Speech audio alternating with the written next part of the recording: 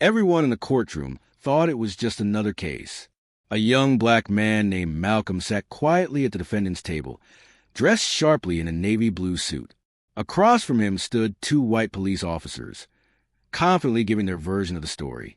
The judge leaned in, clearly listening closely to the officers. From the way he nodded, you could tell he already made up his mind.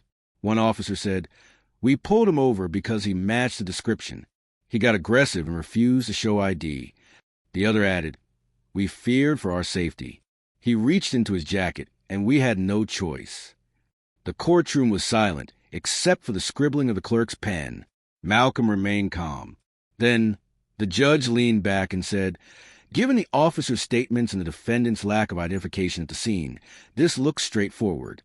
Unless you have something else to add, young man." Malcolm stood up slowly. He didn't raise his voice. He didn't shout. Instead, he reached into his pocket and pulled out a leather badge holder. He flipped it open and said calmly, "Your Honor, I'm a United States attorney, and what they just said is a lie." Gasps echoed across the room. The judge's eyes widened. The police officers froze.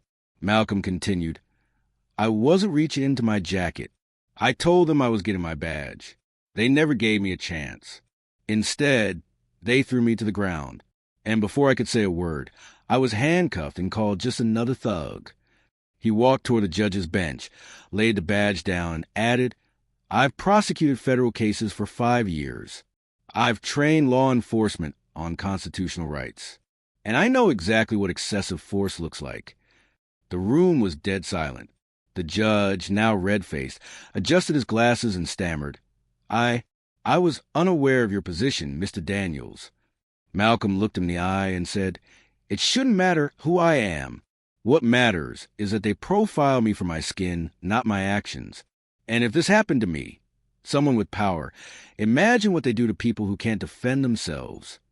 The courtroom was no longer on the officer's side. The judge cleared his throat and said, "We will be dismissing these charges immediately. An internal investigation into these officers will begin today." As Malcolm walked out of the courtroom, reporters rushed after him, but he said only one thing. "This wasn't about proving who I am. It was about showing what justice should look like, equal and fair for everyone."